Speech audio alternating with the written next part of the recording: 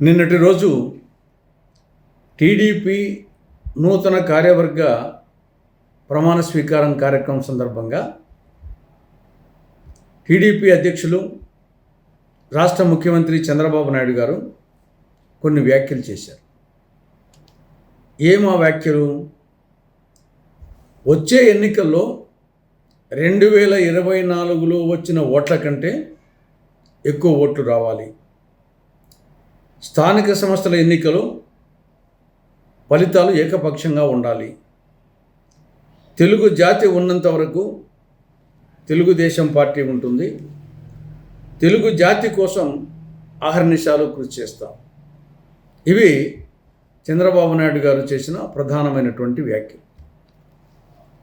అసలు నేను అడుగుతున్నాను, రాష్ట్ర ప్రజలు తెలుగుదేశం పార్టీకి ఎందుకు ఓట్లు వేయాలి? దానికి ఆన్సర్ చెప్పాలి చంద్రబాబు నాయుడు. కేవలం 22 నెలల్లో 3,56,655 కోట్ల రూపాయలు అప్పు చేసి రాష్ట్రాన్ని అప్పుల కుప్ప చేసినందుకు మీకు ఓట్లు వేయాలన్నా? రైతులను నట్టేట ముంచినందుకు ఓట్లు వేయాలన్నా? మొక్కజొన్న రైతులు, జొన్న రైతులు, టమోటా, ఉల్లి, చీని, మామిడి, అరటి, మిర్చి, పసుపు, పొగాకు ఇలా ఏ పంటకు గిట్టుబాటు ధర కల్పించక, కొనుగోలు కేంద్రాలు తెరవక, రైతులు లబోదిబోమని ముత్తుకుంటూ ఉంటే వాళ్ళని పట్టించుకోకుండా వాళ్ళని నట్టేట ముంచినందుకు మీకు ఓట్లు వేయాలన్నా? సూపర్ 6 హామీల్లో యువతకు సంబంధించి నిరుద్యోగ భృతి కింద నెలకు 3,000 రూపాయలు నిరుద్యోగ భృతి ఇస్తానని చెప్పి 22 నెలలైనా 30 పైసలు కూడా ఇవ్వకుండా వాళ్ళను మోసగించినందుక మీకు ఓట్లు వేయాలి?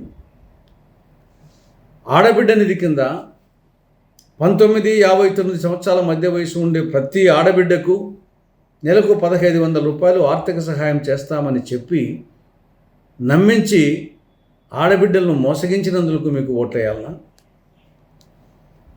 బీసీ, ఎస్సీ, ఎస్టీ, ముస్లిం మైనారిటీలకు 50 సంవత్సరాలకే సామాజిక పెన్షన్లు ఇస్తామని చెప్పి వాటిని నమ్మించి ఇవ్వకుండా మోసగించినందుకు మీకు ఓట్లు వేయాలన్నా?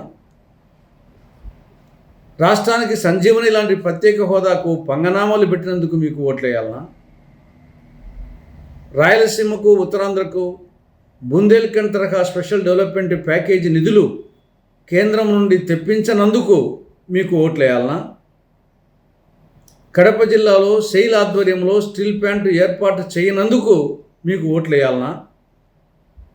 దుగరాజపట్నం దగ్గర మేజర్ ఓడరేవును నిర్మించినందుకు మీకు ఓట్లు వేయాలన్నా? రాజధానికి కేంద్రం నుండి గ్రాంట్ రూపంలో నిధులు తెప్పించకుండా అప్పు చేసి రాజధాని నిర్మిస్తూ ఉన్నందుకు మీకు ఓట్లు వేయాలన్నా? బహుళార్థ సాధక ప్రాజెక్టు పోలవరం నత్తనడక సాగుతూ ఉన్నందుకు మీకు ఓట్లు వేయాలన్నా? ఈ రాష్ట్రాన్ని ఈ 22 నెలల కాలంలో మధ్యాంధ్రప్రదేశ్గా, జూదాంధ్రప్రదేశ్గా, డ్రగ్ ఆంధ్రప్రదేశ్గా, గంజాయి ఆంధ్రప్రదేశ్గా, అరాచక ఆంధ్రప్రదేశ్గా చేసినందుకు మీకు ఓట్లు వేయాలన్నా? దేశంలో ఏ రాష్ట్రంలో లేని విధంగా పెట్రోలు, డీజిల్ కొరత ఆంధ్ర రాష్ట్రంలో ఏర్పడినందుకు మీకు ఓట్లు వేయాలన్నా? దేనికి ఓట్లు వేయాలి మీకు?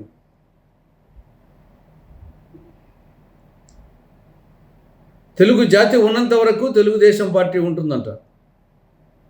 ప్రస్తుత పరిస్థితి చూస్తే మీ పాలనలో తెలుగు జాతి అంతరించిపోయే పరిస్థితి కనపడతా ఉంది. గత జగన్ ప్రభుత్వం పాఠశాల విద్యలో తెలుగు మాధ్యమాన్ని రద్దు చేస్తూ జీవో 85 జారీ చేశాడు. అది ఒక చారిత్రక తప్పిదం. మరి అదే జీవోను కొనసాగిస్తూ ఉన్నారు చంద్రబాబు ప్రభుత్వం. తెలుగుదేశం పాలనలో జీవో కొనసాగుతూ ఉంది. పాఠశాల విద్యలో తెలుగు మాధ్యమం లేదు. ఇదేమి విచిత్రము! తొలి భాషా ప్రయుక్త రాష్ట్రంగా ఏర్పడినటువంటి ఆంధ్రప్రదేశ్లో పాఠశాల విద్యలో తెలుగు మాధ్యమం లేదు. మన 10th క్లాస్ పరీక్షలు రాస్తే ఒక్కరు కూడా తెలుగు భాషలో తెలుగు మాధ్యమంలో రాయలే. అంతా ఆంగ్ల మాధ్యమం, కొందరు ఉర్దూ, కొందరు ఒరియా, కొందరు కన్నడ, కొందరు తమిళ్. తెలుగు మాధ్యమంలో ఒక్కరు పరీక్ష రాయలేదు. దాన్ని బట్టి రాష్ట్రంలో తెలుగు భాష దుస్థితి అర్థమవుతా ఉంది.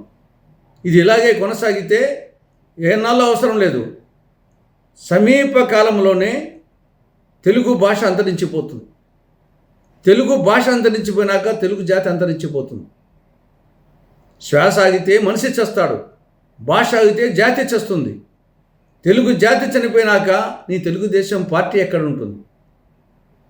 కాబట్టి ఇప్పటికైనా ఎన్టీ రామారావు పట్ల చిత్తశుద్ధి ఉంటే, తెలుగు భాష పట్ల చిత్తశుద్ధి ఉంటే, తెలుగు జాతి పట్ల చిత్తశుద్ధి ఉంటే వెంటనే జగన్ ప్రభుత్వం జారీ చేసిన జీవో 85 రద్దు చేయాలి.